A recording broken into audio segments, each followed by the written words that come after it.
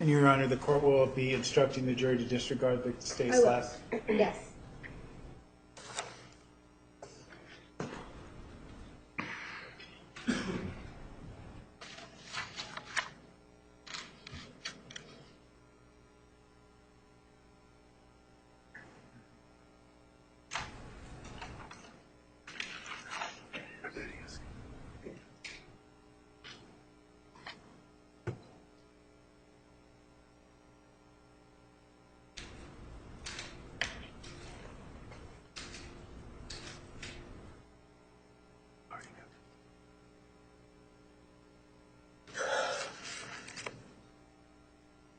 Does your typing go from there directly into the computer then? Is it already transcribing it?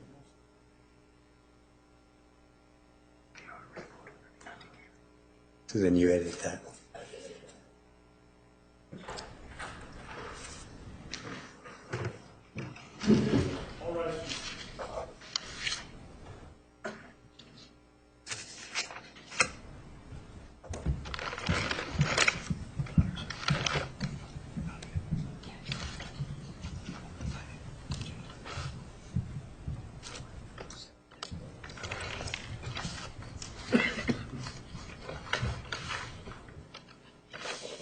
Please be seated.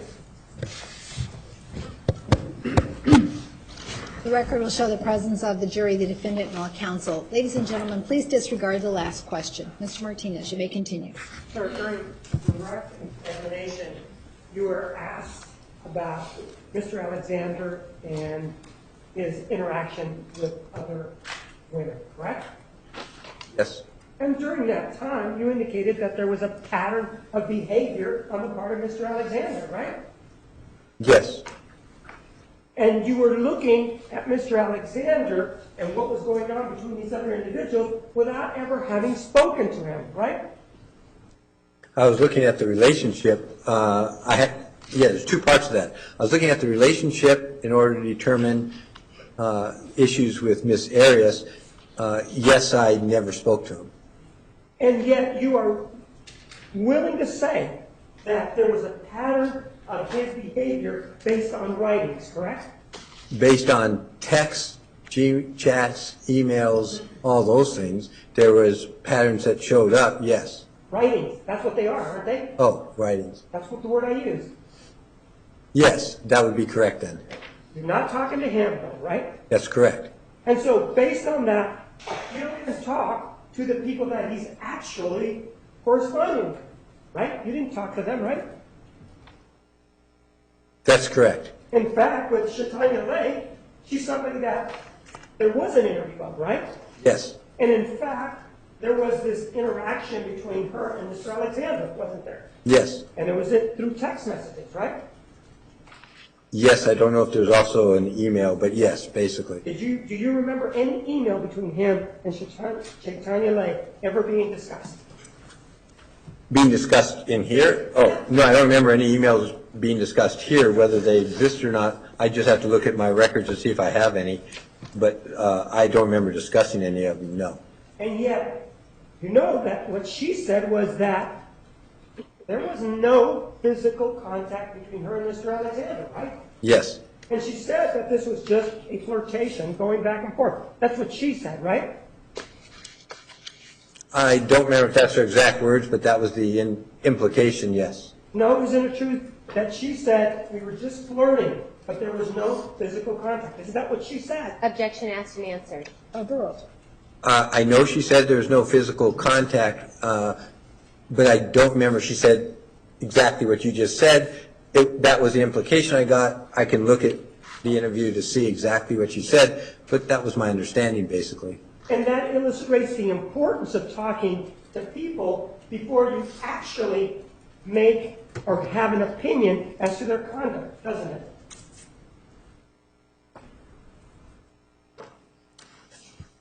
If you're talking about their actual conduct, you want as much information as possible. If you're talking about what's in the records, then the only thing you can rely on is what the records say, and that's what your opinions will be based on. And so you decided to settle for second best and give an opinion. Objection argumentative. Sustained. Well, you decided to settle for something less been the ideal, and then given an opinion. Objection, same objection. Overruled. Let me answer. Well, you can't say settle for less when there's no opportunity first to interview or evaluate Mr. Alexander. So it's not settling for best. That's just sort of obvious. So as far as our role was... Objection beyond the scope of the question.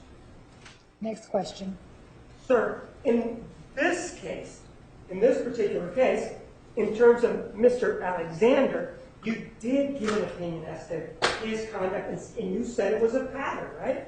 What I said was there was a pattern in the relationships as represented on the text and G-chats and emails that we used in order to make some decisions and determinations of the big picture about Miss Arias. That was our focus, was Miss Arias, not Mr. Alexander. If your focus was Miss Arias and not Mr. Alexander, then why come in and give an opinion that he was manipulating women?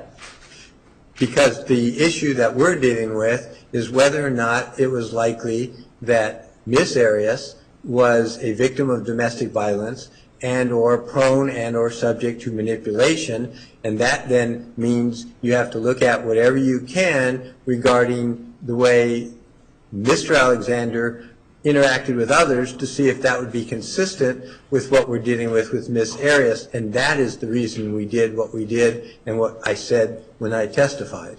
So you are agreeing that your opinion is that Mr. Alexander was manipulative?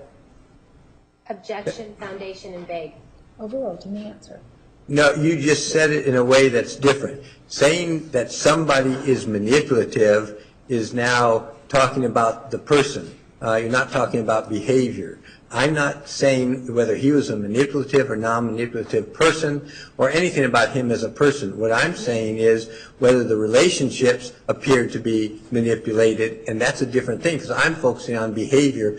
When you make a statement that you just made about him being manipulative, that's a whole different dimension that I don't go and would not go. But isn't that a distinction without a difference? No, it's a big difference because now you're talking about the person, meaning personality, what they are, who they are, as opposed to what they do. We know that people don't always do what their personality is, or sometimes they do things beyond what they are. What I'm focusing on is the behaviors, the relationship. That's not about him as a person. I don't know him, didn't know him, so that would not be appropriate, and I didn't do that. So you're saying that his behavior was manipulative towards Miss Arias, right? What I'm saying... Yes or no? I can't answer that yes or no. And you're saying that his behavior was manipulative with regard to Shatanya Leah, yes or no? I can't answer any of these yes or no because it's a more complex question. Well, when you were testifying on direct examination, didn't you say that he had a pattern of manipulation of women? No, what I said is the records I reviewed showed manipulation in the relationship, and we went through lots of examples that led to that opinion. That's what I focused on, and then related back to what Ms. Arias said. Overruled. And therefore, in talking about what Ms. Arias said, relating it back to whether that was consistent with what we saw in the records. The focus is not on Mr. Alexander from me, it's on what he can give regarding Ms. Arias. Now, you did say that there was a pattern of manipulation as it involved Mr. Alexander and women, right? Objection, asked and answered. Overruled. I said there was what appeared to be from the records I reviewed, a pattern of manipulation in the relationship between Mr. Alexander and various other women. And even though there's a pattern of manipulation in his relationships, what you're saying is, I'm not saying he was manipulative. Yeah, that's just going back to the same as you're asking me about belief and not. It's not a relevant issue. I can't say yes or no because you're going back to trying to diagnose a person and that A, is not appropriate, and B, that's not my intent. That wasn't what I was here to do, and I didn't do that. Well, you talked about different women. You talked about Shatanya Leah. Who else did you talk about that he was manipulative towards? I think when we talked about the relationships, No, I'm asking about you. yeah, when I talked about the relationships, I'm trying to remember the different people. We talked about Tanya. We showed examples there. We talked about, I believe, Lisa Andrews. I think we even showed some text messages with Tally. I think also with Elise. Did I talk about anybody else?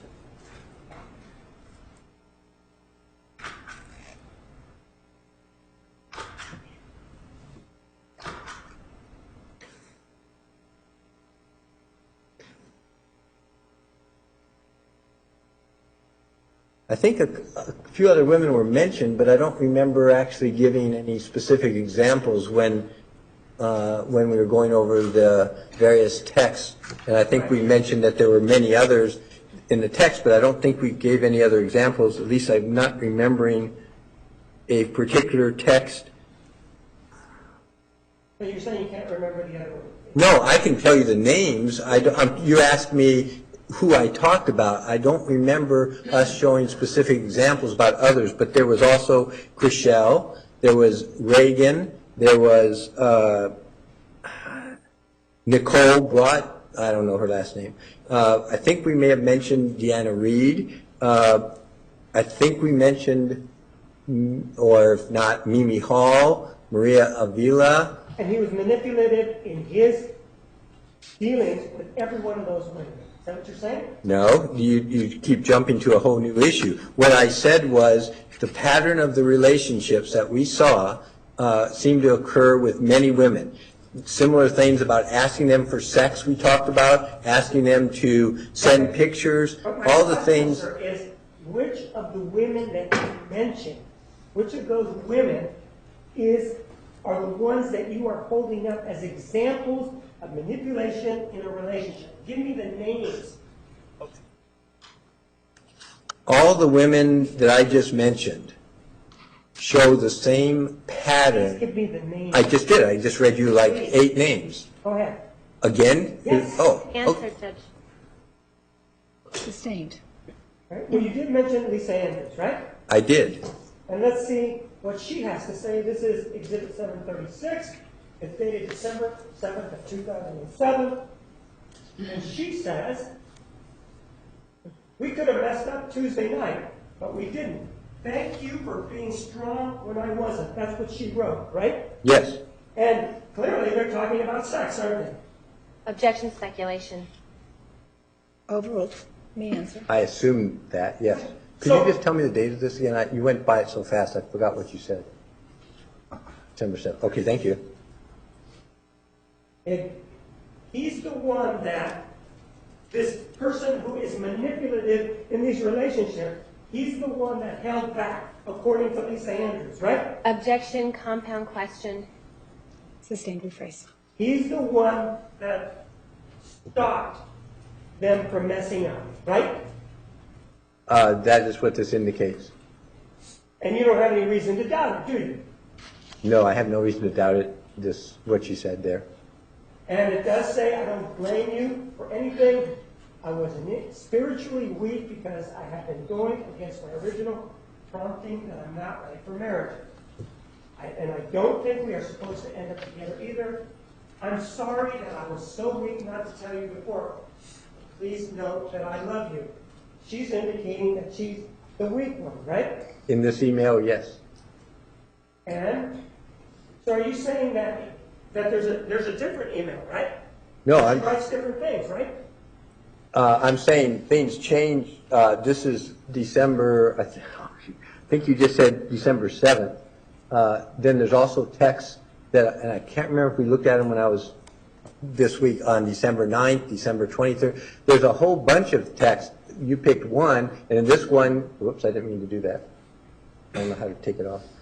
In this one, you're obviously correct. She's saying she's the weak one. He stopped it. But we're talking about patterns. We're talking about relationships. That's what you keep asking me. And then, so to do that, you have to look at the entire series. I'm asking you to look at this letter, and then there were another letter that she wrote, right? There were several. I mean, they had texts going back and forth for months. I used the word letter. Do you remember me using that word? Well, then this wouldn't qualify for a letter either. It's an email, I think. So electronic mail to you is not a letter. Okay, No. let's then use your term. Would you prefer that I use the word email then for this? I would. Is that what you prefer? Yes, that's fine. Okay. Wasn't there also another email from Lisa Andrews involved to Mr. Alexander? Objection Foundation, which one? Overruled to me, answer yes or no. As far as I know, there were more than one email. I don't know what you're referring to right now. Okay. Which, do you remember one in which she purportedly broke up with him? Another one in September. Do you remember that one? I don't remember if that was a text or an email, but I remember, yes, she did break up with him. And she then made some statements there in that email, didn't she? For example, she made a statement about her career and that he didn't take it Seriously. seriously. Yes. You remember that one, right? Yes, I do. Does it make her manipulative? Her, in this relationship, I'm talking about Lisa Andrews. Is she manipulative when she now says, you support me, my decisions and my career choice? Does that make her manipulative just because she says something different? No, something different or same. I guess I'm not following you. I don't know how saying something the same or different means you're manipulative or means that you're trying to manipulate. What you're looking at is both what the context is of messages and what happens over time in order to try to look for a pattern. And that's what we did. So I'm not clear, and I guess I'm missing what you're trying to say. This email is Let me pretty ask clear. you a question if you're missing it. Yes, Let me do this. thank you. In this relationship, I'm asking you to focus on her behavior Okay. in the relationship. First, she says, I want to break up with you, right? Yes. Then, Well, I don't say she wanted to. I think she said she did or was going to. right, break up with you. Right. Then she says, no, I want to get back together with you. And then she says, let's break up, and they get back together. Just because she does that, are you now saying that she's being manipulative when she writes things like how much she loves him, because that's at the very top of it, I love you, and she talks about how we could have messed up, but didn't thank you, based on the way you're presenting things, isn't it? You could say the same thing about Lisa Andrews, that she's manipulative in the relationship. Not that she's a manipulative person, but that she's manipulating the relationship. Objection Compound Question, vague. Overruled to me, answer. No, because in this particular case, you're focusing on email. Now, you're saying somebody who's breaking up with you, getting back together, saying this and saying that, does that mean it's a manipulative relationship? Well, again, it may be, but you started this talking about patterns. So based on this one interaction, or based on the interactions just between, say, Travis and Lisa, I would not say there's a pattern of manipulative relationships. However, if you came, yes, I'm saying by her. However, if you came back to me and said, here's all the text, emails between Lisa and Travis where she's saying, get back together, break up, let's get back together, and then you say, by the way, this is what Lisa did with John, this is what Lisa did with Joe, here's all the documentation, here's what Lisa did with Charlie, then all of a sudden I'm starting to see a pattern, then I'm more likely to say it appears that there's a pattern of her being manipulative in relationships. But based on one, no, I'm not likely to say that. Well, there's more than one letter more than one email that you reviewed, right? Correct, but I'm saying it's more than one person. Right. And you don't know if she was dating other people at the time, do you? Correct. You don't know what she was saying to them, right? That's correct. And for example here, she complained previously that he grabbed her butt. Do you remember that? Yes, I do. Yeah. She's now saying, we could have messed up Tuesday night, but we didn't. Thank you for being strong when I wasn't. It looks like she's saying to him, I want to, let's go all the way. And then she's saying no. Isn't that, in terms of a relationship, couldn't that be viewed as manipulative? Yes, it could be in itself, but it wouldn't be a pattern that we started this conversation be, but it could be that is a way of her hypothetically manipulating this relationship. But before I would be comfortable saying there's a pattern, I would need to see that documentation with other people where she's doing the same thing. But you do agree that you could, at least based on what we talked about, they could be seen as manipulative. Yes. The other thing that you talked about, or that you talked about in this case, was him, Mr. Alexander, talking to or text messaging these other women, right? Yes. At that time, not only was he not official with the defendant, they weren't even dating, right? You want to go back into that debate? No, I'm asking the question. You made a distinction.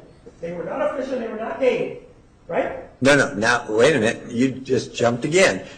Not officially dating, we've already agreed, went from February to June, I believe. But we didn't say dating because now you're dealing with definition. They're interacting, they're going on trips, she's staying at his house. So if you're going to say none of that is dating, I'm just focusing on the behavior. I'm just focusing on what's going on. So I'm comfortable saying that officially they ended the relationship, but they didn't end it. All right. So then say they officially ended the relationship. Was it a dating relationship that they ended? yes. So when they officially started the relationship, then it was a dating relationship. That's what they said. So if that's true, then let's go back to exhibit number 438, when she talks about, although I'm not married, I'm not Travis's girlfriend. Well, people that date, aren't they boyfriend and girlfriend? That's your distinction? Objection asked and answered. Overruled. No, I thought we had that debate already. You can be dating without being a boyfriend-girlfriend. You can, in fact, there are nowadays people who are boyfriend-girlfriend who never, quote, date. So you're trying to throw a bunch of terms in here that don't fit. It's their definition, not mine, that counts. And so when you're saying that wasn't his girlfriend, what you are telling us is that you can never tell us that they were ever boyfriend and girlfriend in this relationship. No, remember.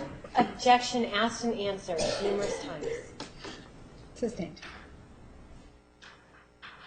So was Mr. Alexander and Lisa Andrews boyfriend and girlfriend?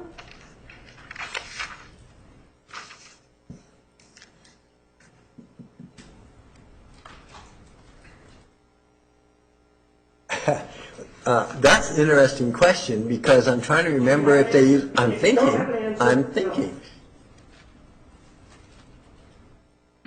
Objection relevance. Overruled. They talked about getting married. They talked about proposal. They talked about that. Responsive, I'm asking him. And I'm trying to see. I don't remember if. Sustained. Sustained. Yes or no? Go through whatever you need to go through in your mind. Yes or no? Were Lisa Andrews and Travis Alexander ever dating? Now we switched. Now you're talking about dating or you're talking about boyfriend and girlfriend? All right, let's go boyfriend and girlfriend. I don't recall whether they used. I don't recall whether they used the terms boyfriend girlfriend. I just don't recall. So what is your opinion? Were they boyfriend or girlfriend? Boyfriend and girlfriend. Objection relevance. Approach.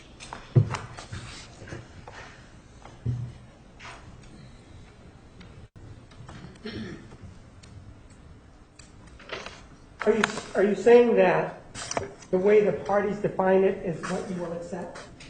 It's not up to me to accept or not. I'm just trying to give you whatever they use. You're trying to put my whatever values or my definitions in there, and I'm not relevant to this. It's whatever they define. I mean, if they use the term boyfriend, girlfriend, then they use that term. And then how they define what that means, again, is up to them, whether that means exclusive or non-exclusive, and whether you're actually dating or not dating. I mean, again, that's up to their definitions, and they're in a whole different generation than I am, so my definitions aren't likely going to be the same as theirs. So even though you keep asking me, I can't answer what their definitions are. I can only tell you whether or not I recall seeing them use that term in their records. And right now, I don't recall Ms. Andrews using the term, or Mr. Alexander in the text back and forth, using the term boyfriend, girlfriend. But as I mentioned before, they're talking about getting married. You usually don't talk about getting married with somebody who's not your boyfriend or girlfriend, but again, that's just, you know, One of the different things generation. that you also talked about with regard to the January 21, 2008 allegation was that you considered the testimony of another individual. What was the last name that you used? Or not the testimony, but the interview of an individual? What was the name that you used?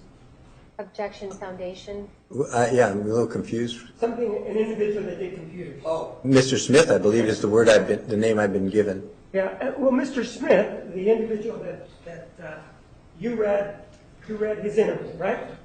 Yes, sir. And then one of the comments that you made, well, as it applies to the January 21, 2008 allegation, was that there was something about teensex.com in the registry. You remember talking to us about that yesterday, and that it was something that you considered.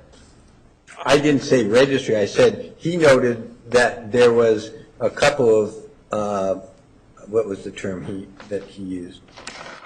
I think either searches or something on the computer. I don't actually remember the term he used. But what I'm saying is you indicated that the website, teensex.com, was important to you in evaluating this case.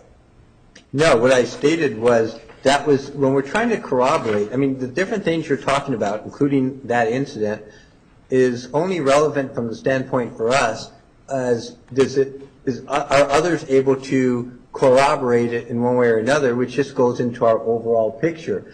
And what I think I mentioned is that this is somebody not connected with the case, other than, you know, evaluating the computer, and mentioned, and it was American Teens, not, I don't know what you just said, but American Teens is what he said, .net was what he found on the computer. But you were asked about teensex.com. Oh. You may have said that, and you testified about teensex.com. Do you remember that? No, I don't remember what I did. I thought I was asked about a teen website. I don't know if I was asked about a particular one. If I did, the term he used is AmericanTeens.net. So you refer to your testimony yesterday. If you did talk about, and it indicates that you did talk about teensex.com. Well, my testimony is whatever it is, but the correct thing, and if I made a mistake, then I apologize, but what he said is, and I would have hoped that that's what I said, is AmericanTeens.net as one of the sites. I know you're reading from something, but I want to talk to you about what you said yesterday. I don't remember. You don't remember? No, I remember I was asked about teen sex. I don't remember if I was asked about a particular website. If I was asked about a particular website and it was called teen sex, Right. whatever he said, .com or Right. whatever, and I was asked if that was the one, and if I said yes, then I would have been mistaken because, at least according to my notes, he called it AmericanTeens.net. Assuming that you did talk about teen sex. Okay. And that you said that was important. You indicated that that was another piece of the puzzle, right? Yes. Not that the teen sex specifically, but that there was something there dealing with teens. And teens are over the age of 18, right? Yes, they can be. And, sir, with regard to the website itself, what if it turns out that that's actually a virus that put that on there? Would that affect your opinion about what's going on here and your diagnosis? Objection misstates the testimony. Overall. Well, first, that didn't go into the diagnostic impressions about her. From the standpoint of, we talked about major depression, we talked about post-traumatic stress, we talked about possibly bipolar. This particular thing is a relatively small piece of the puzzle, more for the corroboration that it came up. We had a discrepancy in another psychologist that we tried to check out. But as far as the overall picture, no, this wouldn't change it either way. And if it turns out then that whatever you just said, it was a virus, I think you just said, and it wasn't there, then that eliminates that corroboration. But then you also have another independent person. So what does it person. do for the corroboration? It just adds. It just adds. I mean, what we're trying to do is, with all these thousands of pieces, what are the ones that fit together, and is there corroboration? It just adds to the corroboration. from the overall picture of what I was set to do, this is not essentially a big deal. I mean, I don't want to say I'm saying that wrong. I mean, obviously if that happened, then it is a big deal. But as far as her diagnostic impressions and what we're dealing with her, that didn't really go into it as a major factor. And in fact, I thought we spent relatively little time on that yesterday. But you did mention it though, didn't you? Well, I was asked about it. I didn't just mention it out of the blue. I was asked. And you could have said, well, we don't need to talk about that, right? You could have said that. Objection Because relevant. Because it doesn't apply to what I'm here to do.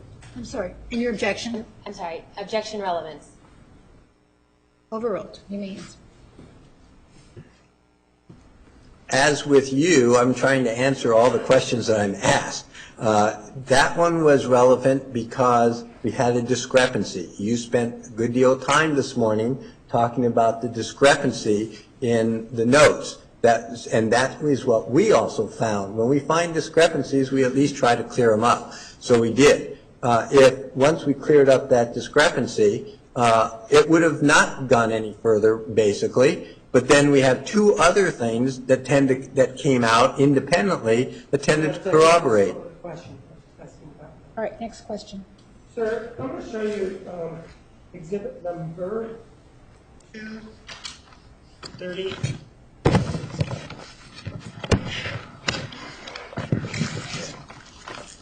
Exhibit 238. And we were talking about whether or not that's dating. Do you remember that? And then the difference between being official. You know what I'm talking about? Are we back? Which person are we talking about now? Are you talking about Miss Arias or Miss Andrews? I'm talking about Miss Arias. Okay, and so when you say an exhibit number, that doesn't mean anything to me. You have to tell me what we're talking about.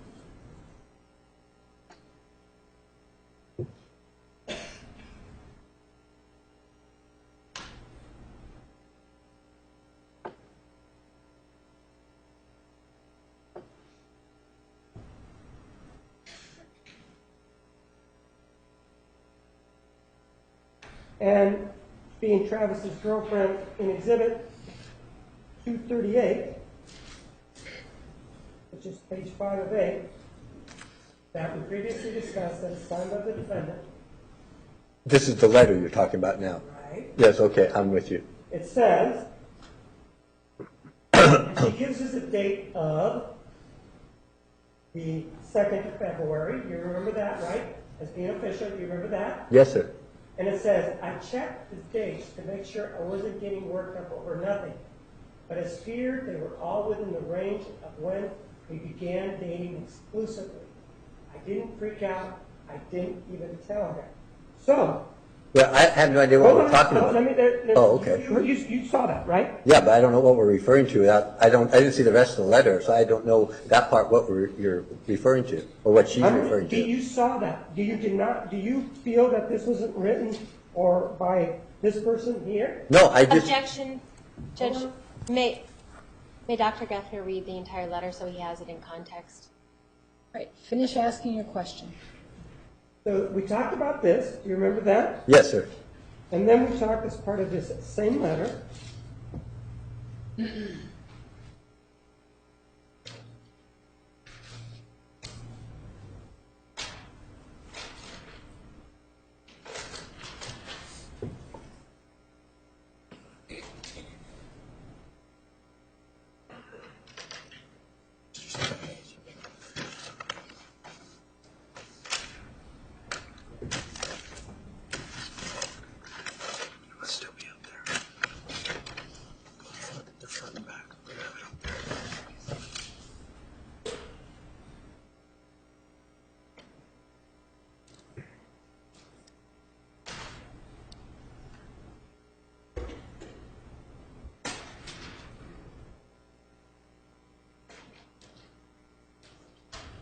This is page 3 of 8. Remember we talked about, it wasn't until February 2nd that we decided to make things official. Yes, sir. Objection asked and answered. Oh, sorry. Giving context to it. And then, you saw that I showed you about them being official, right? What we just did, or something? Did you, Right, just saw them Yes. being official, right? Yes, the dating February 2nd. So they were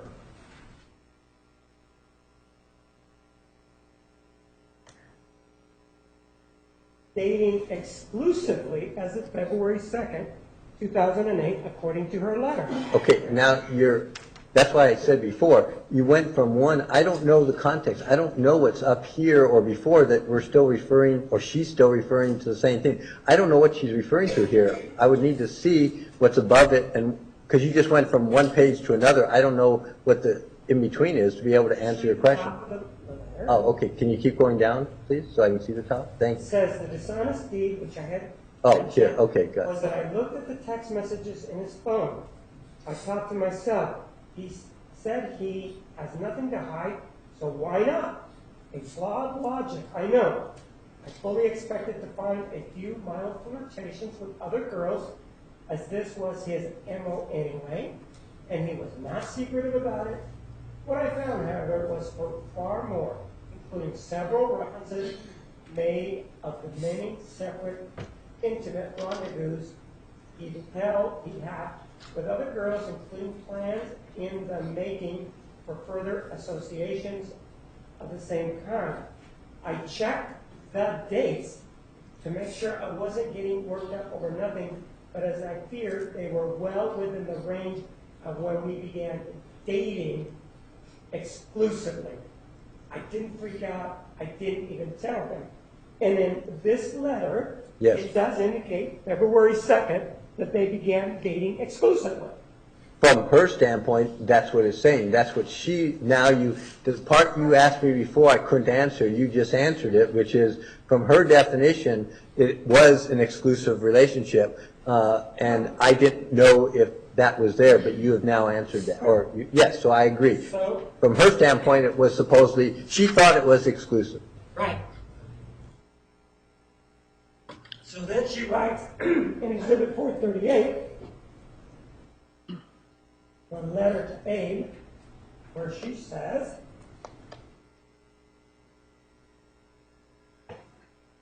although I'm not married and I'm not Travis's girlfriend. That's what she writes, correct? Yes. Objection asked and answered. Sustained. In light Sorry. of this new information, this is not exactly true, is it? What she's saying in Exhibit 438. Objection vouching. Sustained. She's saying two different things, isn't she? Objection foundation speculation is to two different things. Overruled. You may answer. I'm not clear what you're asking. The letter to Abe says they're not girlfriend, I think is what you showed me, flashed on it. And then the other said they were, in her view, exclusive. So, what are you asking me if they're? I don't know if that to her. In my view, if somebody says we have an exclusive relationship, I would assume it's girlfriend boyfriend. Don't know if that's the terminology they used. One of the things that you indicated to us is that you conducted a number of tests in this case, right? Yes, sir. And you indicated to us on a number of them that they had what are called validity scales, right? Yes, sir.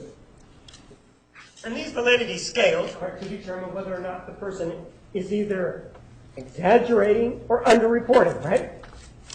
As possibilities, yes. Right. And it could, the other term that we've used is whether or not they're malingering, right?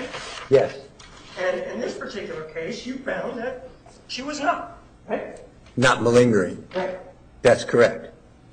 And there was a test, for example, that you gave that involved that was specifically designed to determine whether or not she could be diagnosed with post-traumatic stress disorder, right? There were two, the trauma symptom inventory and the detailed assessment of post-traumatic stress. The DAPS, right? Correct. And the DAPS, she said, well, I gave it to her twice, right? That's the one you gave to her twice. Yes. And on that one that you gave to her twice, that's the one that you changed the designation on top of the exam, right? The label, yes. Right, you changed the label. But with regard to the triggering or traumatic event, it's the same one, isn't it? There more than one. It's actually, it was the relationship. I'm sorry, did you want me to finish? Why don't you quote out her answer to what the event was with regard to those S?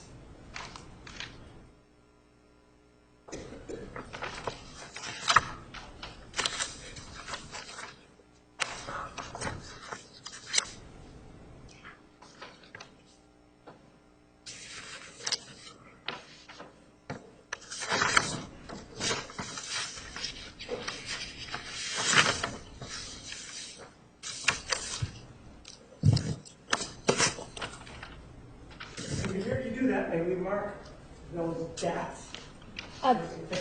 They're already, I thought. Okay. It's already in evidence, so the state can use the ones in evidence. I'm asking about the specific answer Right. as to what the triggering event was. Yes.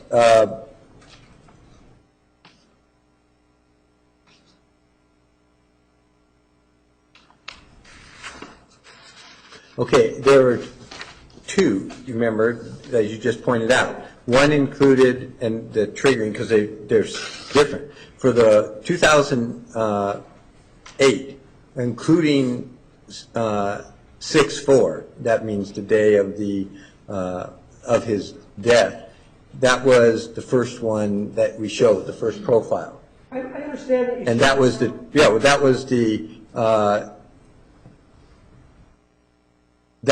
I guess you'd call it part of the triggering event. The other one was more general. It included the physical interactions with Travis as well as that day. So if you ask... I understand all that, but that's not my question. You asked what was My question triggering, is, I on thought. the bottom of the raw data of the first page, didn't she write something down as what the triggering event was? For one of them, yes. Didn't she do it for both of them? No, on the other one, it's Judge Whitman. You may.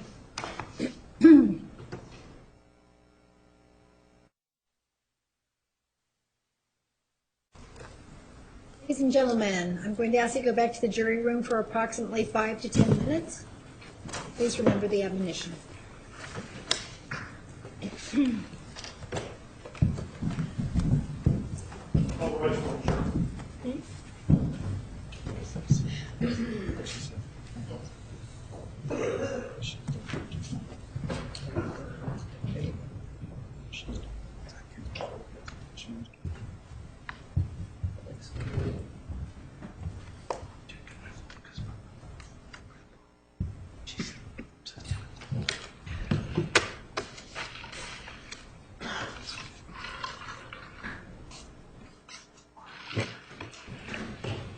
All right, the record will show the jury has left the courtroom. Mr. Martinez, pose your question again, outside the presence of a jury. Sir, isn't it true that in regard to the deaths, whether it be the first one you administered or the second, that there is a line on the raw data for the defendant to fill out in printed words what the event is that causes her distress? yes. With regard to the first one, irrespective, the one that, if you want to, whatever designation that you want to give it, isn't it true that she wrote something to the effect that it was the death of Travis Alexander? It was, no, I can read you exactly what she wrote. What did she write? June 4th, 2008, Travis Alexander attacked me, body slammed me on tile floor, threatened to kill me. That was what the first one was that she filled out. Okay, what about the second one? The second one included that, but it dealt with the domestic... Just read it to me. There is, well, it says Travis, day of murder, and then it says DV in general post-jail. So that meant it was both. That actually, the second time she filled it out, dealt with the interactions between them as well as the day of the murder. But he's not answering the question. I thought I did. The words that are, may I look at that? No. I can go get part of it, just part of it. I can fold it so he doesn't see the rest. All right, yes. Counsel, you may approach, you may all look at the Yeah. document. Actually, if you have a piece of paper for me, I'll do it this way. I block this, I can show them. Let me turn it so you don't undo. Okay, so, I'm interested I know, in but this this is- answer right here, number 14. Correct. What is the answer to number 14 on the other test that was given? it was, read down No, here. no, no, I want to see the other one. This is the same test. It was done on the same form twice. What I'm saying is, there's one that you wrote something on it, changed it, there was another one that you wrote. You're talking something on. about these. No, at the very top. No, this is the one on the very top. Okay, but you changed this on another one, didn't you? No, you have everything, right here. This is the bottom. Right. Okay, that's the answer sheet. It's okay for us to do this? Yes. Okay, this is the profile sheet, and what I I'm did. not interested in the But that's why I profile. changed that we talked about. This is here. What was changed was this right here that you see. Right, I'm not worried about the change, I'm worried about her answer to number 14. Her answer to number 14 is the same on both tests, right? No, what I'm saying is she filled this out. She filled this out the first time, then we had her do it again with DV in Right. general, and so she did it including this, and then went What was through her it. answer? What was her answer when she filled it out the second time? It was the DV in general. That's what's down Well, here. no, but you see here, question 14, if I may read it, it says, Yes, check the box next to the item number 1 or 2 of the experience that bothers you most now. correct. Please describe the experience. And her answer was, June 4th, 2008, Travis Alexander attacked me, body slammed me on the tile floor, threatened to kill me. That's what she says, right? Yes. You said that you administered a second DAPS that same day, right? No, I administered a second time, not another DAS. We used the same one and had her go Are you back. saying you used the same face sheet Yes, for both of them? yes, And just changed the... the description, So in correct. other words, the answer is the same for both of them. No, Isn't the... Okay, If you use but- it, let me, if you use the same face sheet, then the answer to number 14 would be the same, no, right? no. I'll try to explain again. Let me see if I can do it another way without giving you something. This won't mean anything to you. All right, you see right here these numbers and you see these answers, correct? That's the first time. We gave it back to her saying what you see down here. In other words, what else in talking to her is key? Well, the whole interactions, the domestic violence. All right, do this again, but this time want you to do it more currently, taking into account both that day and the domestic violence. So she went back and put in additional numbers for each question based on that. That's how we did it. Judge, Dr. DeMarty has 2 sets of tests. She has just what I showed you. I'm not directing my... Oh, I'm sorry. I'm sorry. And she indicated to me, and I saw the right, I'm not Yes, looking. okay. but the writing was, this answer was the same for both of them.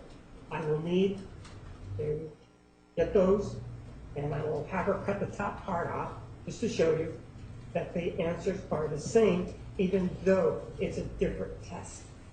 And I just want, Tell me when I can explain. Okay. so, I mean, she says it's the same test. I'll ask her to make the copies and then bring them in. That's what I'm Okay. doing. So, And we'll move on. all right, move on to something. Judge, can we have Dr. Geffner for the record explain why that's incorrect? Sure. Okay, it's the same sheet. What she got the first time was the profiles showing the incorrect at here, and it didn't show the explanation. When we sent it back to her, she has what you see here. So she doesn't have 2 separate sheets. What she has is this sheet that was corrected when we sent it back after I was here last time. So it's not like it's 2 separate. What you see is 2 different responses written on the same sheet. This one, which was, you see, crossed out, so she had it with that the first time, and when we realized we labeled it wrong, I labeled it correct and told you and testified to that. She has the same sheets with 2 different labels. You could even see where the errors were. And you have this, which is the only difference is down here. But what we did is she filled out the same sheet, and so she will have, or she can tell you, she can't show you, that you see the answers. I'll just flash it. You have here the way she filled it out the first time and the way she filled it out the second. That's not 2 separate sheets. She has one form, and what she has is when I sent her the corrected versions in December, this was changed, which is the label right there. You can see the corrections, and the label's here. That's it. So she keeps saying it was two separate things. It wasn't two separate. The labels were incorrect, and I corrected it. Okay. Does that help explain it? Yeah, that's fine. And if you'd like, for Monday, I would be happy to Xerox this for you without these answers, and I don't have any problem with you seeing the rest. I don't want that. Okay. That's not my fault. Okay. Well, I'll bring it, and then you can decide. All right, thank you. All right, let's bring the jury in. And I apologize for the confusion. I tried to explain that last time.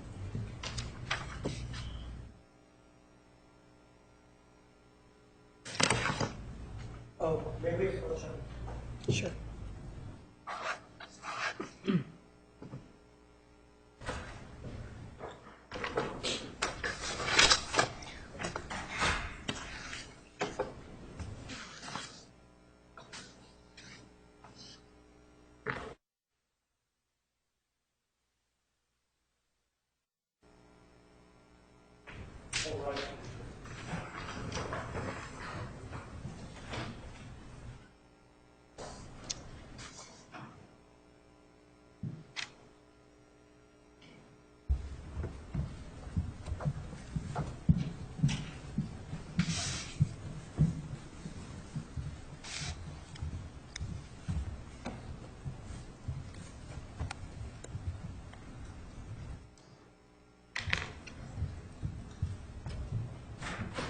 Please be seated. The record will show the presence of the jury, the defendant, and counsel. You may continue. You did administer the GAPS test, correct?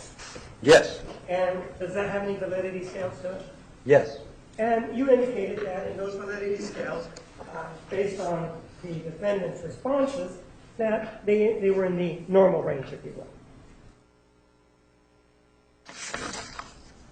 Yes.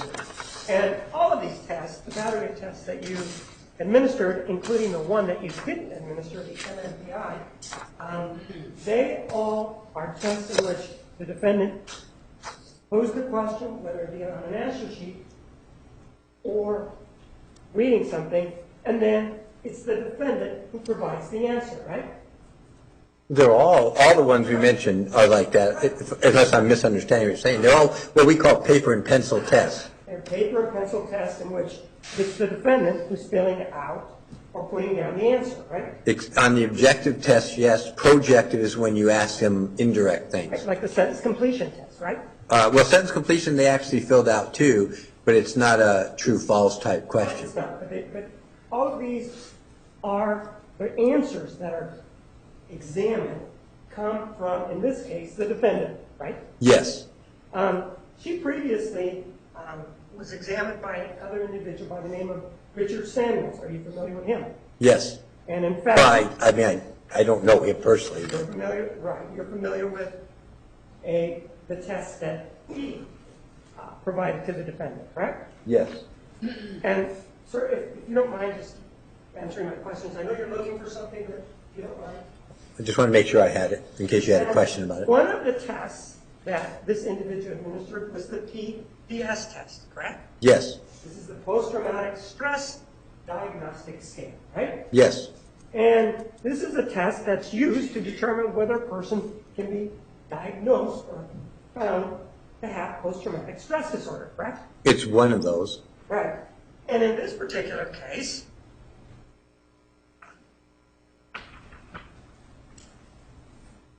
for example, the answers that were provided to us, this individual indicated that this is Dr. Samuels.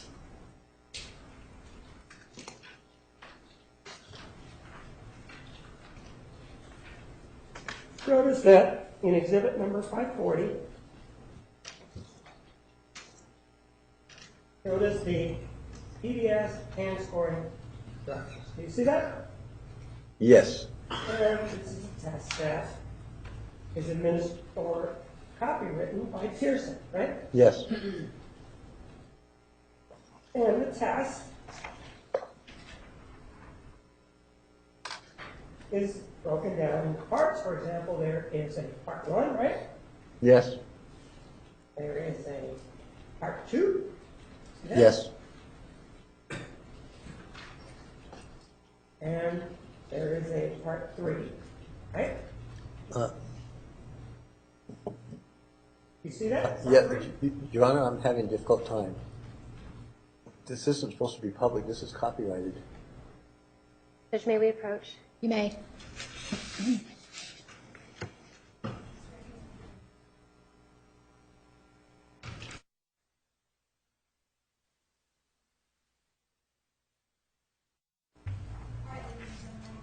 For your patience, another 5-minute break. Please go back to the jury room. Thank you.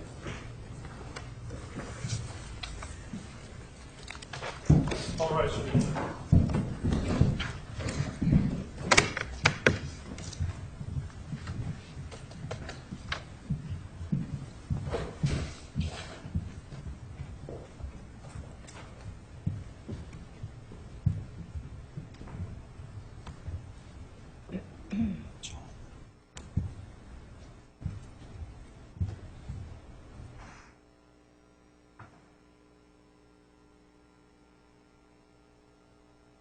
Record will show the jury has left the courtroom.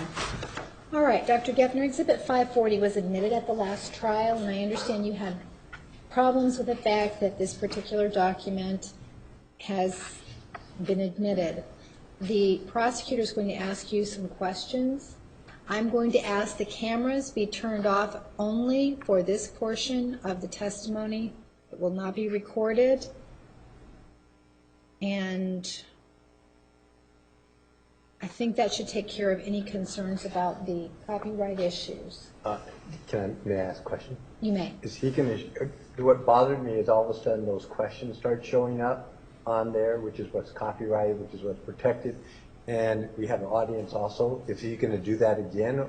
Because you still have people here. You're not supposed to, those are not supposed to, how he got it, how it got released before, I can't answer. I wasn't involved, but that's a real problem, because that essentially wipes out the validity of the testing, which is why test manufacturers go ballistic. Right. But if he's, I have no problem answering general questions, but if he's going to start showing me particular items, then I need to at least, if you could tell me or show me what he's going to ask before it gets publicized out there. Okay. We're going to turn off the monitors in the back of the courtroom and also on the desks. So the jury will have it. We're going to we can turn this one off as well, the front wall monitor, so it will just be on this screen only. Your Honor, with that, I don't know, perhaps that will resolve the issue, but my further concern was FTR. Well, the FTR will not show the screen, so that won't be an issue. Well, the other issue becomes, and I think part of what Dr. Geffner may be saying is that if he's going to read verbatim, the other issue in terms of doing this publicly is if he's going to read verbatim, then the material is out there just as equally so if there was an image presented. All right. So is there any objection then if we turn off FTR only for the portion of the testimony that relates to this particular test? It would be, because I don't think the line of inquiry Dr. DeMarte's release of that is an issue for her ethics, but this doctor should not be hampered by that, nor should the state be allowed to take advantage of their state's experts' release of this. So that becomes a concern, because you're putting Dr. Geffner in an ethical a quandary based on the state's actions that, as we discussed at bench, is an issue, is a presentation that he does not have to do to accomplish the questioning that he wants to accomplish. Well, as a point of correction, those documents were provided by somebody by the name of Richard Samuels, PhD, when he was being questioned. So if we're going to be making these arguments, perhaps we should be correct about that. And I do need them to show the jury the questions and the verbiage associated with the questions, because the defendant was untruthful when she answered those questions and was diagnosed based on untruthful statements. The relevancy then becomes an issue, because Dr. Geffner did his own post-traumatic stress testing. This particular test, when he talks about being untruthful, was given prior to Ms. Arias admitting that she did kill Mr. Alexander, so that's why there's an untruthful part of this test. The testing after that becomes relevant, and furthermore, it was Dr. Samuel's testing that was done, but the only reason why the state knew about what was contained in the test is because Dr. DeMarte told him. That's the ethical issues that we had initially.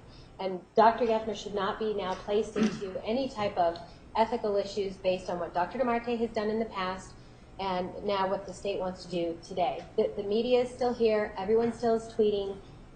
Even if the camera's turned off, the concern is there are still people here, and if the question is going to be read word for word, it still is a copyright violation.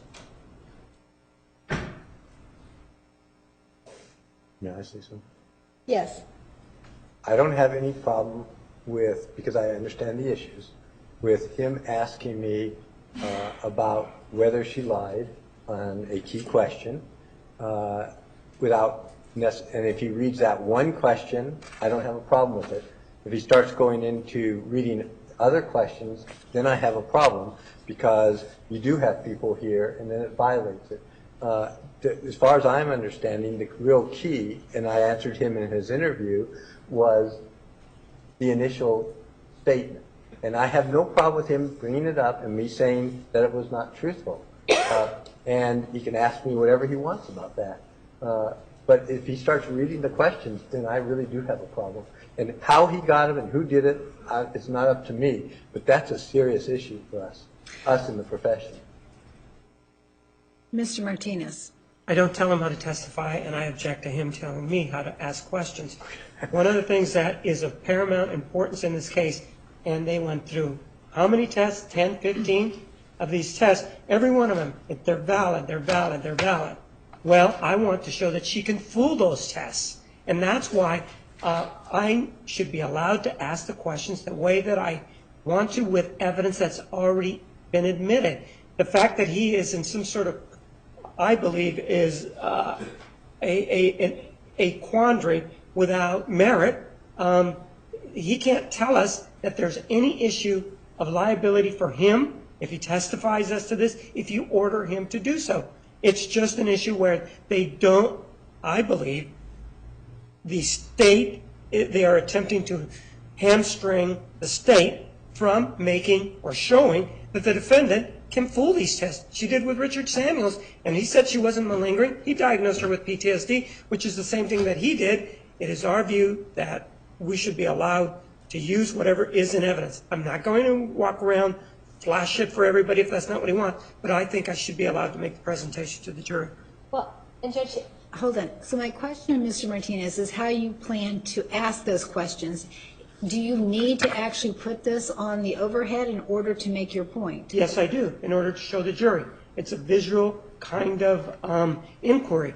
There is a question, and they need to look at, I believe they need to look at the words so that they can understand what the answers were that she gave. There's only one question, correct? I'm talking about question 14, but there's also the precursor questions before that.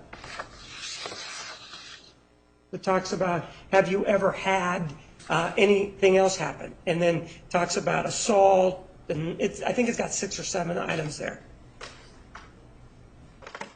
It has 12. Pardon? 12. Well, I knew it was a number. Actually 13. That's why the next one is 14. Well, so the only question you need to put on the overhead is number 14. With regard to the precursor question, you can ask that verbally. Well, I would like to put the one up there that talks about assault by someone who is not a stranger. I think it's also included there. I don't have this memorized. And then it also talks about assault by a non-stranger and then assault by a stranger, something like that. Those 2 questions are there. One of them deals with the situation involving the defendant. One of them deals with the situation involving the defendant's story. All right. So you would limit what you will show to only those areas, correct? Yes. You will show on the overhead. Right, but if you want, what you're telling me is to cover the rest the other side. Correct. I can do that. Okay. But I can ask him verbally about the others. I just can't show it, I think is what his concern is. That is your In concern? general terms, yes. Okay. I mean, we're just talking about those first 14, not the rest of the test, correct? It depends what your answers are with regard to the rest. All right, but if you need to go beyond that, then you need to ask to approach so that I can rule on it now. So Well- I'm just trying to understand. So they're not allowed. The state is not allowed to ask word for word what the questions are. It's a summary of the other questions. He's going to show on the overhead, this overhead only, question 14, and then the definitions in the previous question. But he's going to cover up everything other than just those portions. And there's no order to the media that they're not allowed to tweet whatever they see or hear. And I just want to make sure that's clear because, and if Dr. Geffner is okay with that because he knows his rules, Well, that's fine. The exhibit has been admitted. I'm trying to minimize any copyright violation. If the media wants to reproduce it, understanding that it could be a copyright violation, it can be used in court, it's been admitted in court, but to publicize it beyond that could be problematic for them, and I'm not their lawyer, and I'm not going to tell them what they should do. But we are going to attempt to minimize any copyright infringement in the manner that we've agreed. So, okay. Sure.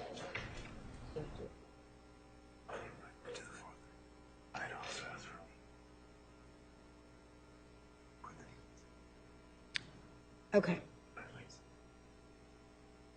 Okay. Okay.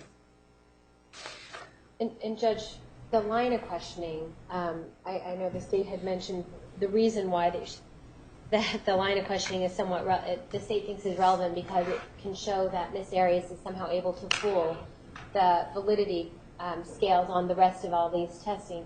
That is something that is ridiculous, but it's also confusing to the jury to show one test that Dr. Geffner did not even discuss in his direct, and then to try and make the claim or argue later, or worse, use his expert to try and then say that, yes, it's possible she could fool the validity scales on all the numerous other tests. I think it's confusing to the jury, and I think because of that, it's overly prejudicial, and it should not even be allowed based on those issues.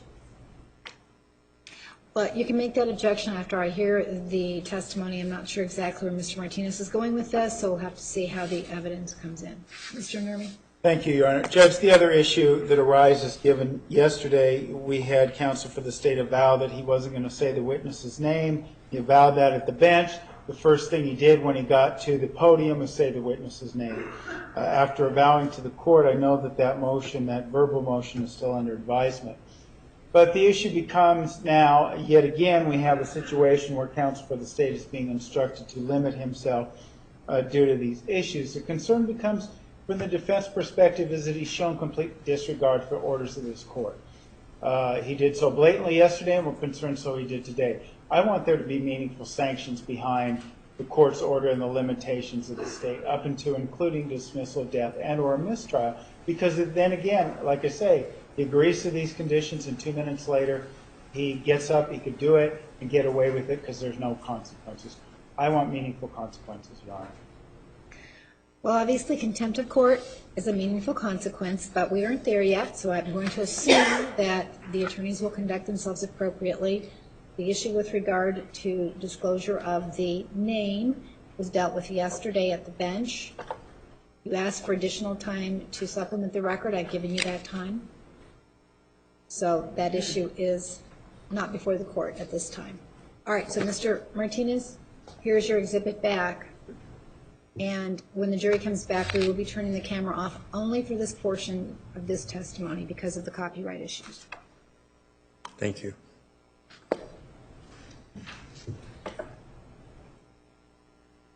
We need to wait for the bailiff to come back with an assistance. While we're waiting, may I look at what was entered? Because I don't have a copy of that.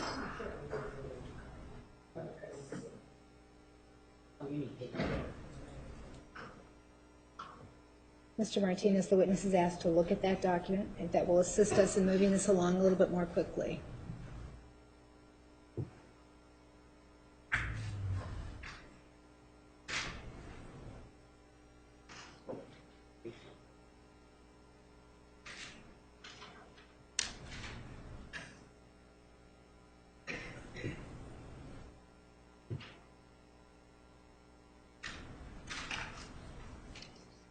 And I apologize for making things more difficult. I didn't know where you were going. I understand. I appreciate your position.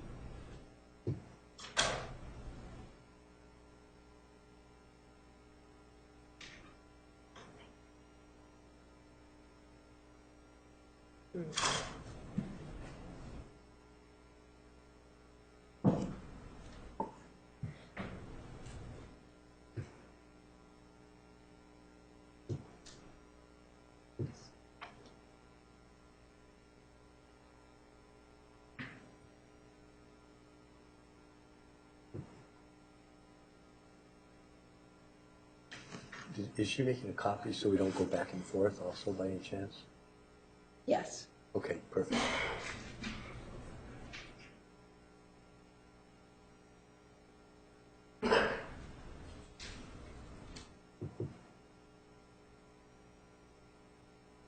You're having to wait for him to come back? Yes. I want to know the bathroom? Yes, you may. Permission? Thank you.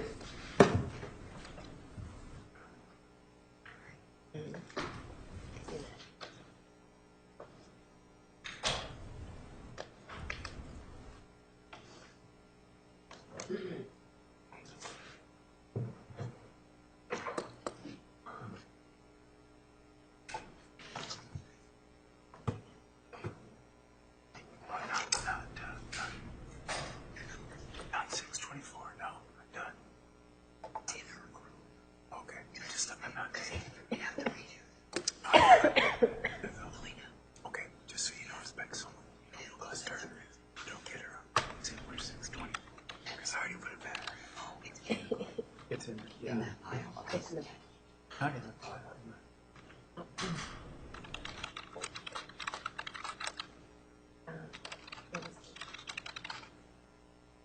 Oh, you did? Oh, I don't. I'll figure it out. You got it.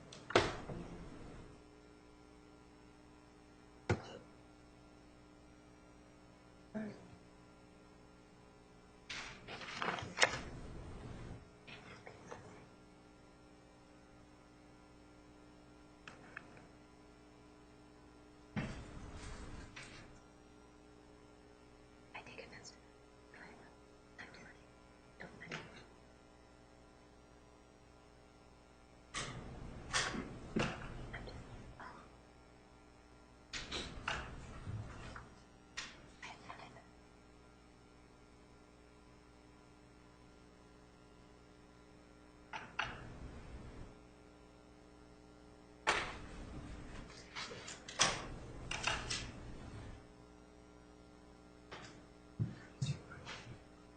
I didn't think so. I think these are supposed to Oh, okay.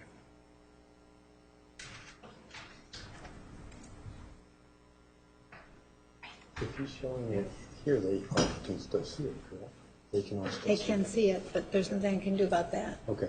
Thank you, Judge. This is my phone. Please. Get that cut off. Those are great.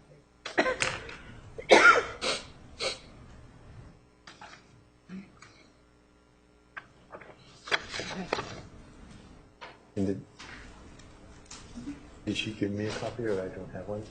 There's only one copy. Oh, He's so- got it. Okay.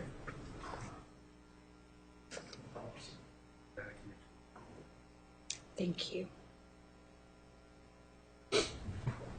And just so you know, Mr. Martinez, I don't have that with me, so I may have to ask you to show it to me if you have a particular.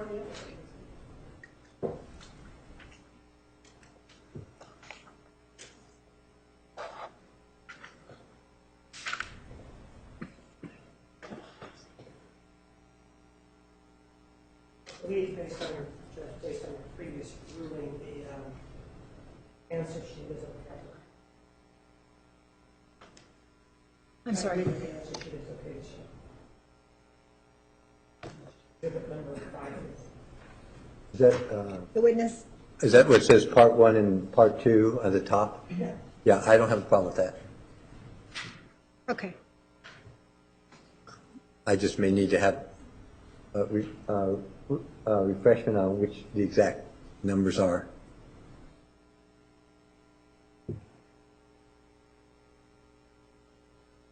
I think we're ready. Okay.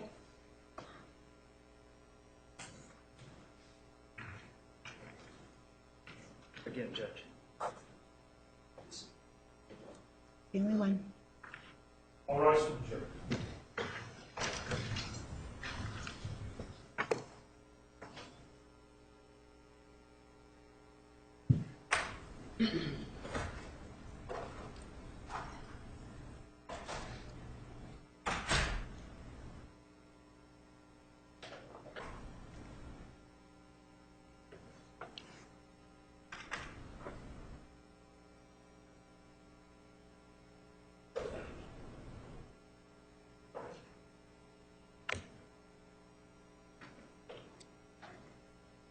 Just to be on the safe side, there's no problem with you showing this.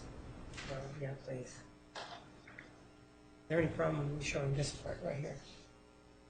Number 14. I think there is. I think we need to ask him.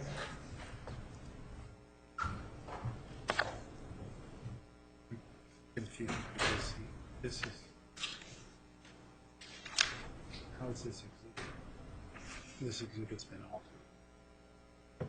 Well, I mean, this, it has, he's just putting that on there to show it on the overhead. That's going to come off as soon as the testimony is over.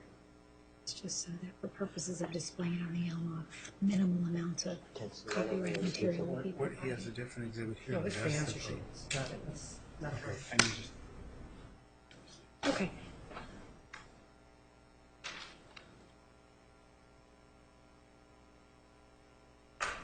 Not ideal, but this is all he's going to focus on. I can deal with this. I'll take a look at the previous ones. too. Oh.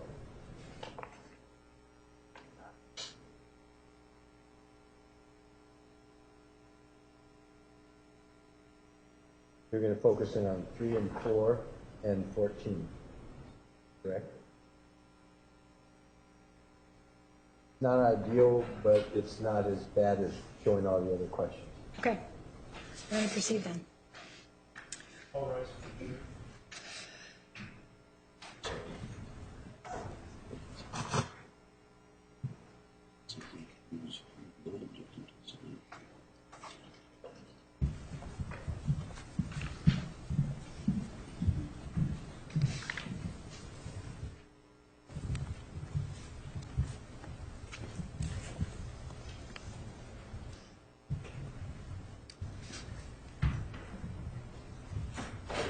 Please be seated. The record will show the presence of the jury, the defendant, and counsel. Mr. Martinez, you may continue. With regard to Exhibit 540, we talked about this being a post-traumatic stress diagnostic scale. You're familiar with it, right? Yes, sir. And it has, look at me. Yes, sir. Exhibit number 540 in Part 2, this was administered, as you know, by Richard Samuel to the defendant, correct? Yes. That's my understanding. I mean, that's what I'm assuming. And the date that it was administered, if you take a look at exhibit number 550, is January 15, 2010, correct? Yes. And with regard to the test itself, which is exhibit 540 and the questions, there are a total of 49 questions, right? I was just double checking. Yes, that is correct. And in part 1,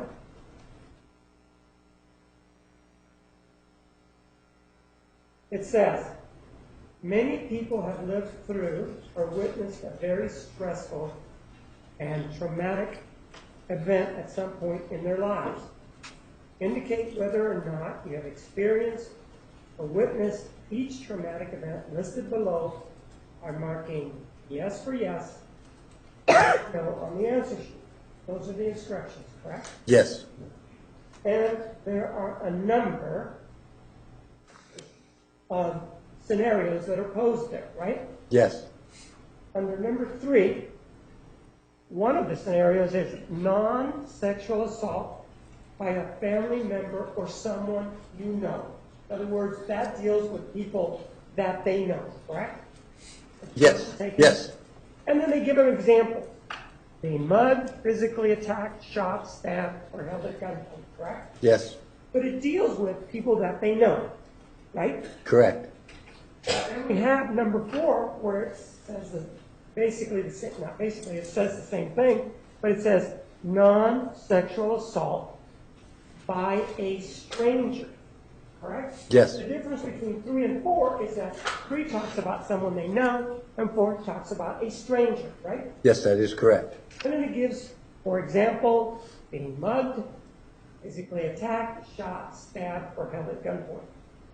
It's the same between 3 and 4, except that 3 deals with someone you know, and number 4 deals with a stranger, correct? Yes, sir. And this was the test that was administered to the defendant, correct? Yes, sir. And there's a total of 14 of these, 13 of these scenarios that are laid out, correct? Yes. And some are here on the left side, and there's some on the right side, right? Yes. Okay. The defendant was then in part 3. Question 14 asks, if you mark yes for more than one traumatic event in part 1, indicate which bothers you the most. That's what it says, right? The person who's taking the test has to provide an answer if they mark more than one option on the previous question, correct? Yes. Of the 1 to 13 that are indicated in the previous question, if more than one is marked, the person is to indicate which bothers them the most, right? Yes. And if we take a look at the answers, which are exhibit number 550, the defendant marked 1, 2, 3, 4, 5 yeses of traumatic events, correct? Yes. Well, and there's also one below it. Oh no, 13 is something new. Right. I just am focusing on Okay. That's fine. Yes, sir. Okay. And for example, she marked number 1, which was accident, as it's labeled here, right? Yes. And on number 2, disaster, she also marked yes on that, correct? Yes. She marked yes on non-sexual assault by someone she knew, right? Yes.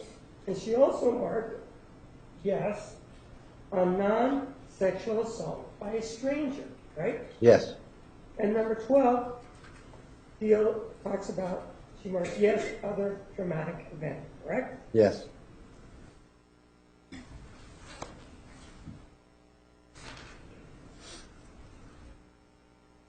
And the event which bothered her the most of the 5 that we talked about for her is number 4, right? Yes. She's talking about some assault that's not sexual in nature by a stranger. You knew Travis Alexander, didn't you? Yes. And you have no doubt about that, right? About her knowing him? Right. No. I mean, no doubt. And in exhibit number 550, talks about, and you see there the number 4, Yes. and there was an assault by a stranger. Yes. The rest of the questions in this test and answer are predicated on the answer based on number 14, which is non-sexual assault by a stranger, correct? Yes. In this particular case, at the time that this was happening, the defendant had a different story, didn't she? You talk about the murder. Yes. Yes. And in fact, Mr. Martinez, are you finished with that exhibit? not yet, I'm All right. at the very end, I will show it unless I request permission. All right, ladies and gentlemen, I'm going to ask that you go outside for about 2 minutes, just go into the hallway, and we'll be with you shortly.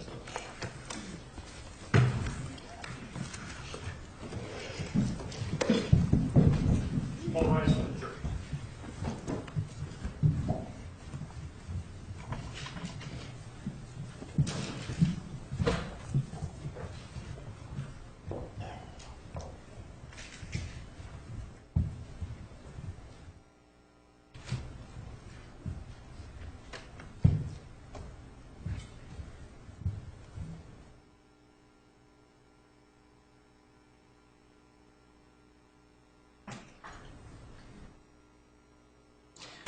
We'll show the jury's left the courtroom. All right, at this time, the camera can be turned back on.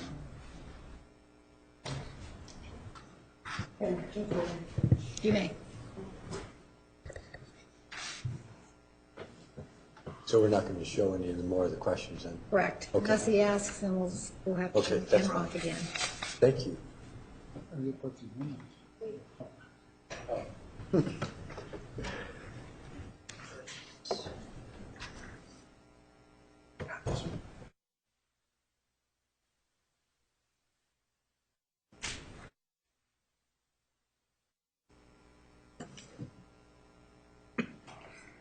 All rise for the jury.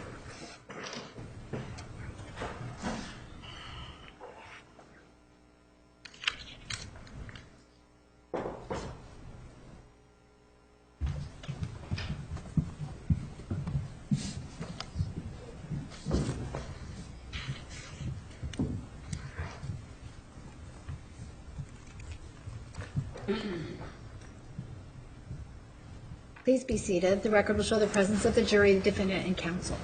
Mr. Martinez. Yes, sir, with regard to Richard Samuels, as a result of this test and others that you, he diagnosed with PTSD, correct? I would assume, based on his information, that it was also including his interviews and other things, not just on the test. Right, but the test was part of the reason that he found PTSD, right? Yes, that is my understanding. Taking a look at Exhibit 438, which is a letter authored by the defendant on July 28, 2008, to the Travis family. You see that? Yes. Take a look at page 11.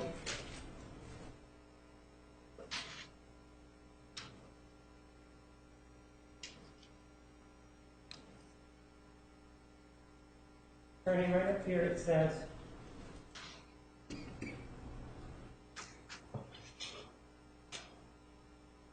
from this point on, things are blurred and confusing. Wait, let me just find, which finger are you pointing to? Okay. Yes. And she's describing what she claimed happened on June 4th of 2008, right? Yes. Blurred and confusing. I was sitting, kneeling on the floor next to the shower, going through the pictures I'd taken when I heard a really loud pop. I must have been hit on the back of the head because the next thing I knew, and this is to the family, right? That's what she's telling me, right? That's my understanding. I was lying next to the bathtub. My ears were ringing, and Travis was screaming, but he sounded so far away, although he was right next to me. I'm really sorry for this. I know you're going to hate me, even though you already do. But as hard as this is, I keep telling myself that if it were my brother, I'd want to know. When I came to, I saw two individuals standing near the bathroom, in the bedroom, right where the carpet ends, and that's how I begin. These are the strangers that she's talking about in the PDS, correct? That is my understanding. They both began walking towards us. My only thought was to run into the closet, possibly by bypassing them so I could get out of the room by the other door to his closet. But as I reached the other door, I was stopped by a male pointing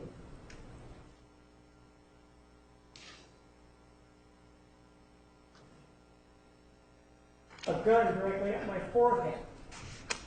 I was made to get on my knees near the armoire and was told not move. By this time, I'd surmised that the other perpetrator, now standing over Travis, was female. But both people were wearing black ski masks, black gloves, and dark clothing, with the exception of the male who was wearing blue jeans.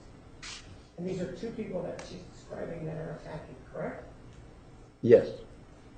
He left the room, and without much thought, I charged the female who was standing over Travis.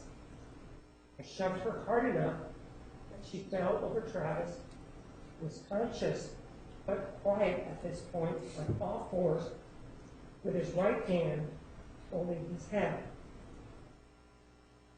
The girl had fallen near the left sink, close to the trash can in the corner. I pulled on Travis, saying, "Come on, come on." He came forward lethargically, but wouldn't stand up, and he kept saying, "I can't." I only got him about halfway down the hallway of his bathroom. I kept urging him, but he said, "I'll get help. Go to my neighbors." I didn't want to leave him, felt like I was going to pass out. My whole body was tingling painfully all over. I just kept pulling on him. At that point, I was crying and kept pleading, "Come on, please." And he said, I can't feel my legs." The girl came at me with a knife, but I was able to grab her wrist. I was already weak, and I felt like I could hardly breathe. She tried kicking me repeatedly in the knees. I tried blocking her and holding her hands, but she was making repeated attempts to stomp on my feet, landing her target a few times.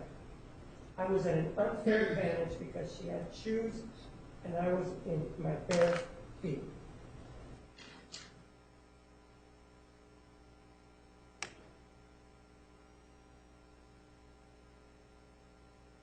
At that time, I didn't notice the pain. Maybe it was the adrenaline, but my left foot was later throbbing and bruised. So I know she got me at least once, probably more on that foot. And she had caused 2 of the toenails of my other foot to bleed, which I didn't discover until later as well. Again, probably adrenaline. We struggled, and I was able to throw her off me again. But out of fear, I ran as she was about to double back and come after me. Again, I was stopped by the male perpetrator who had come back into the room. Yelled at her to stop. He said, "That's not what they're here for." I'm sorry about my handwriting. I'm shaking as I write this. She argued with him, saying they should do me too. But he said no. He asked who I was, but before I could respond, I could barely breathe by then, let alone speak. He grabbed my purse and began to go through it. I was on my knees in the bedroom, and Travis was still midway in the hall of the bathroom. The female standing over him, yelling at the male.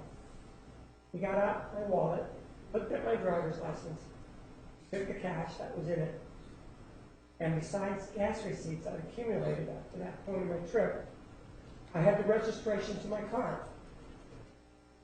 which I no longer kept in my glove compartment because I cleaned my car out of all valuable items and paperwork because it was going back to the bank today. The registration has the address of my parents' house printed on it. He said to me as he began to stuff things back into my purse, "I know who you are, and I..."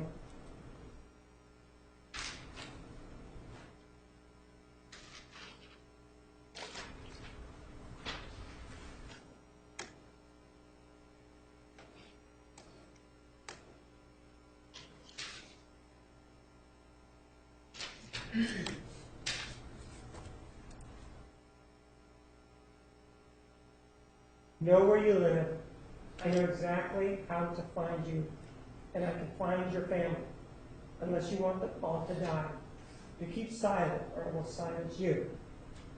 I agreed, but the woman kept shouting and arguing with him. She was shouting as quietly as possible. He kept telling her to shut up. That's not what they were here for. Finally gave under the pressure because he held the gun in my hand and tried to fire, but nothing happened, just a click. I shoved past him with my purse, which was then on the floor next to me.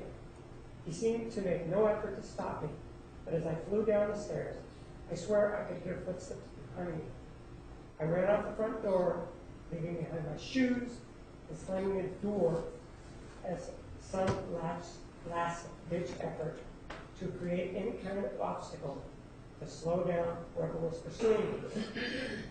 And then she talks about the rental car. That is the basis for this post-traumatic stress diagnostic scale report that we have when she says that strangers, or the people that are strangers, I'll read it, that is the traumatic event that she indicated was the most traumatic, isn't it? She noted that number 4 was the one you mentioned, and assaulted, life threatened was the traumatic event. Well, part 1, number 4 indicated non-sexual assault by a stranger. For example, being mugged, physically attacked, shot, stabbed, or held at gunpoint. She marked that one, correct? Yes. And then,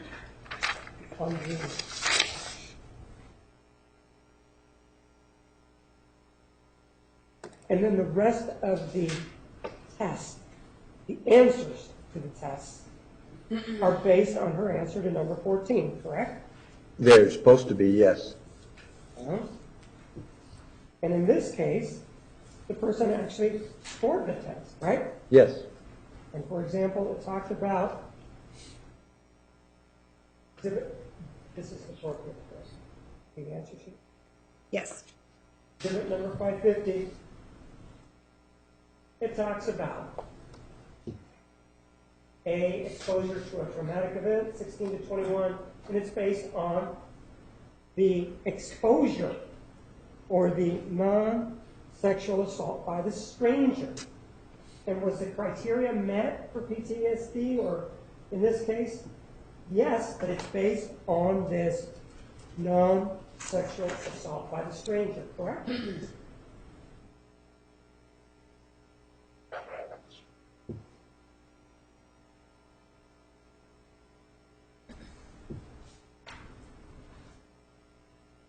In general, I'm trying to remember if that particular A includes other traumatic events too. I have to remind myself because I haven't used this in a very long time.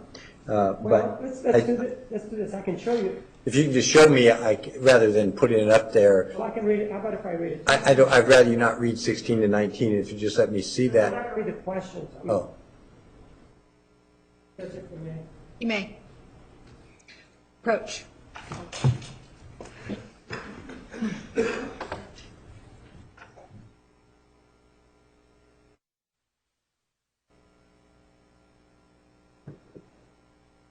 Okay. Ladies and gentlemen, we're going to take the evening recess. We'll see you back here on Monday at 9:15. Monday at 9:15. Is that a problem for anyone? All right. Thank you. Have a nice weekend.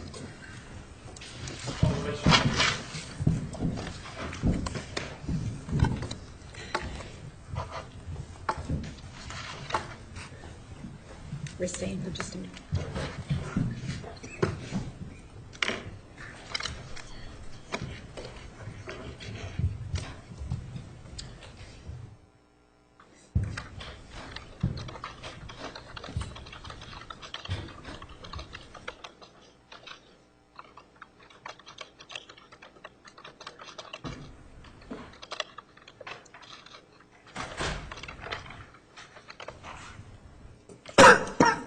All right, Dr. Geffner. Mr. Martinez, why don't you pose the question outside the presence of the jury and see if there is a concern regarding this particular language.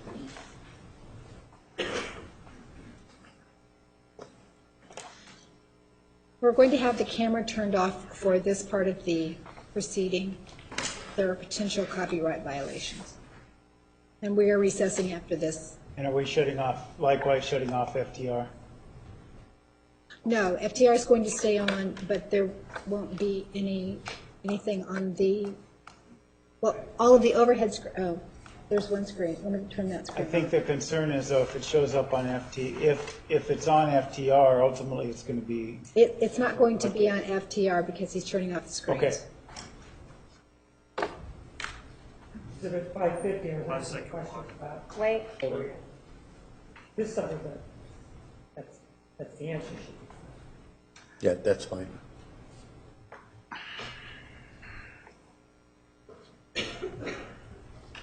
I'm showing you 550 about exposure to traumatic events, and it refers to items 16 to 21. You see that? Yes. And the traumatic event we were talking about.